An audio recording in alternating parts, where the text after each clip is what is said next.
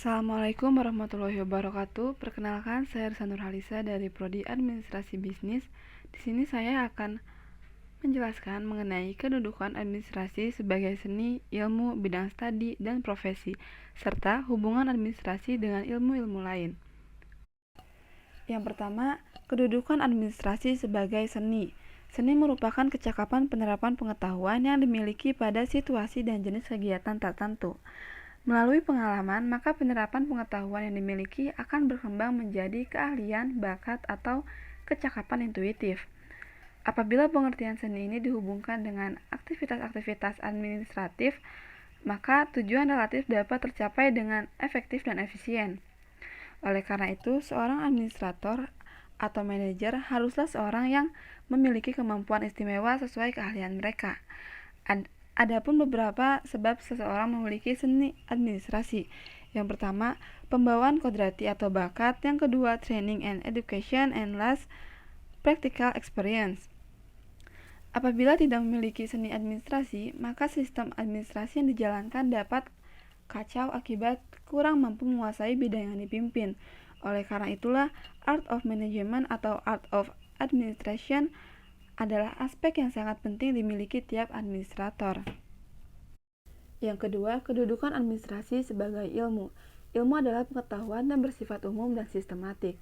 Pengetahuan daripadanya dapat disimpulkan dalil-dalil tertentu menurut kaidah-kaidah yang umum. Ilmu adalah pengetahuan yang sudah dicoba dan diatur menurut urutan dan arti serta menyeluruh dan sistematik. Ilmu mencakup lapangan yang sangat luas dan menyeluruh. Ilmu dikembangkan dengan metode ilmiah dan penelitian ilmiah. Oleh karena itu, sebuah ilmu juga pasti memiliki metodologi masing-masing. Selain pendekatan ilmiah, ada beberapa pendekatan non-ilmiah dalam proses pencarian kebenaran, seperti akal sehat, prasangka, intuisi, kebetulan, coba-coba, spekulasi, dan revelation. Dengan pendekatan ilmiah, pengetahuan diperoleh melalui penelitian yang menggunakan metodologi ilmiah dan dibangun atas teori tertentu. Adapun tugas-tugas ilmu diantaranya menggambarkan secara jelas dan cermat persoalan yang dibahas, menerangkan kondisi-kondisi yang mendasar persoalan, mencari, merumuskan, dan menetapkan teori, membuat ramalan atau prediksi, estimasi, dan proyeksi dari gejala-gejala, dan melakukan tindakan pengendalian. Selain teori, ilmu juga harus memiliki prinsip yang kuat. Prinsip adalah suatu pernyataan atau kebenaran pokok yang memberikan petunjuk mengenai suatu pemikiran atau tindakan. Pelopor ilmu administrasi dan manajemen Frederick Winslow Taylor dan Henry Fayol mengembangkan dua penelitian perbedaan pada waktu bersamaan.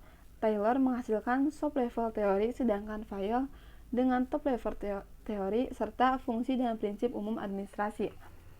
Di samping itu, administrasi sebagai ilmu memiliki landasan. Yang pertama, landasan ontologis, yang kedua, landasan epistemologis, dan yang terakhir, landasan aksiologis. Selain landasan-landasan di atas, administrasi disebut sebagai ilmu karena memiliki sifat empiris, sistematis, objektif, analitis, dan dapat dibuktikan kebenarannya, sehingga dapat disimpulkan bahwa administrasi adalah sebuah ilmu sekaligus seni. Oleh karena itu, administrasi sering juga disebut sebagai artistic science, karena penerapan keduanya tidak dapat dihilangkan. Begitu pula sebagai scientific arts, karena kebenarannya telah teruji. Yang ketiga, kedudukan administrasi sebagai bidang studi. Sehubungan dengan sifat administrasi sebagai ilmu, tentulah ia juga dapat dipelajari. Di universitas, administrasi dibagi menjadi dua konsentrasi, yaitu administrasi negara atau publik dan administrasi bisnis atau niaga. Di beberapa perguruan tinggi, administrasi dimasukkan ke dalam fakultas ilmu administrasi atau fakultas ilmu sosial dan ilmu politik. Administrasi sebagai disiplin ilmu dapat diartikan sebagai a teachable body of knowledge incorporated into the curricula of school, college, or technical institution. Selanjutnya, kedudukan administrasi sebagai profesi. Profesi memiliki beragam pengertian, diantaranya a calling often requiring extensive academic preparation. Yang kedua, service occupation that apply a systematic body of knowledge to problems which are highly relevant to central values of society.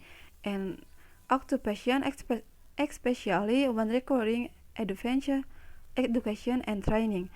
Agar sesuatu disebut profesi, ada beberapa kriteria, yaitu memiliki badan pengetahuan dan teori yang esoterik, merupakan suatu keahlian yang diperoleh melalui pendidikan, memiliki kode etik yang mengatur hubungan antar pihak terlibat, memiliki tanggung jawab profesional dan dedikasi sosial, institusional, serta organisasional sesuai dengan kode etik yang berlaku, memiliki perhimpunan yang mendapat pengakuan masyarakat, memiliki profesi harus melalui syarat dan kriteria tertentu. Pembahasan yang terakhir yaitu hubungan administrasi dengan ilmu-ilmu lain. Yang pertama, ilmu administrasi dan ilmu politik. Menelaah hubungan administrasi dengan ilmu politik lebih jelas jika ditinjau dalam kaitannya dengan administrasi negara, yaitu merupakan cabang dari administrasi umum sekaligus cabang ilmu politik.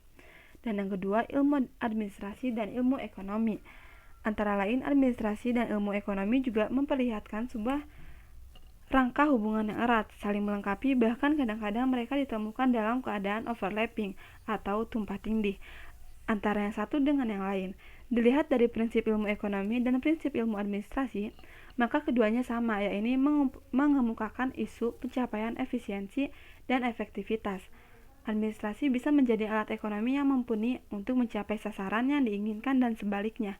Ekonomi dapat digunakan sebagai alat administrasi hingga tercapai tujuan yang telah direncanakan.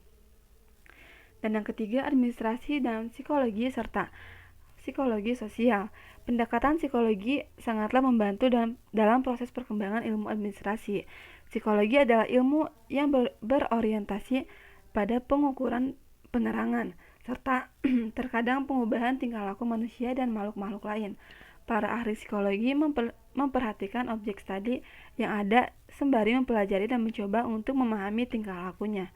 Dan yang keempat, ilmu administrasi dan ilmu antropologi.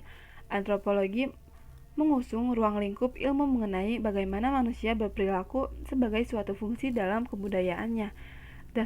Dasar inilah yang dianggap para ahli sebagai sumbangan terbesar ilmu antropologi terhadap perkembangan ilmu administrasi. Dan yang kelima, ilmu administrasi dan ilmu hukum. Ilmu hukum yang mempelajari norma-norma dan kaidah-kaidah hidup di dalam masyarakat, memberikan input yang begitu besar dalam sejarah perkembangan studi ilmu administrasi. Dalam satu cabang ilmu hukum yang berperan dalam mempererat hubungan antara ilmu administrasi dengan ilmu hukum adalah disiplin ilmu hukum administrasi negara. Dan yang terakhir, administrasi dengan ilmu-ilmu eksak. Para ahli matematika dan statistika diakui telah banyak menyumbang serta memperkaya khazanah teori ilmu administrasi, yaitu melalui pemberian atau penemuan alat bantu untuk memperbaiki tingkat kematangan suatu keputusan administratif berdasarkan data-data acuan yang diolah oleh para ahli matematika dan statistika. Sekian pembahasan dari saya. Mohon maaf jika banyak kurangnya dan terima kasih. Assalamualaikum warahmatullahi wabarakatuh.